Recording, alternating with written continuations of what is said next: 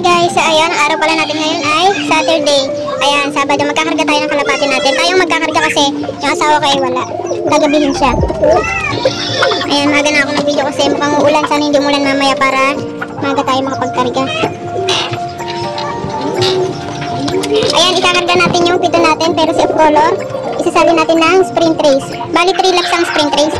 Ang first lap nila bukas ay San Jose, Nueva Ecija.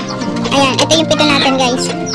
Ayan yung ani natin. Ito nga yung si gato natin. Yan, nakalimlim dyan yung tatay. Ito si color natin. Dito pa sila.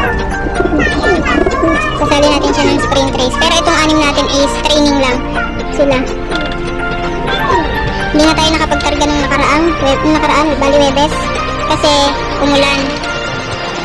Biglang buhos ng ulan kaya ayan, hindi na nakarga ng asawa ko. Kaya ngayon tayo babawi kasi hindi natin sila na-training nung nakaraan.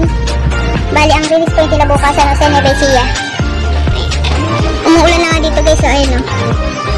Ayun, mahamog-hamog na. Sana mamaya hindi lumakas ang ulan. Para maaga tayo makapagkarga. Kasi kagabi malakas ang ulan. Ayan guys, bali bukas, baka asawa ko na lang ang mag-abang neto. Hindi ka naman siya bukas eh. Ayan. Okay guys, hanggang dito na lang muna ang video natin. Update ko na lang kayo bukas o mamaya kung makapag-video tayo.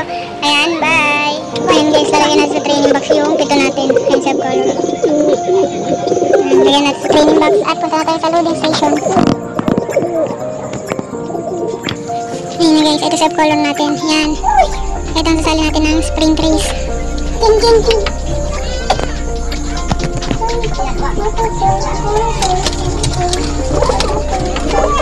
Okay guys, dali natin sa loading station. Yan ang aking kasama. Hi! Bye!